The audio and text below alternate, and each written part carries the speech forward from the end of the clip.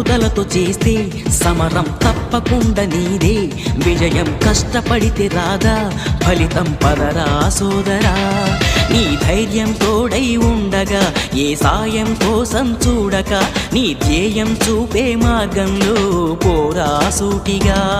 ఏనాడు వెనకడుగేయక, ఏ అడుగు తడబడనీయక, నీ గమ్యం చేరేదాకా దూసుకుపోరా సోదరా. పట్టుదలతో చేస్తే సమరం తప్పకుండా నీదే. విజయం కష్టపడితే రాదా,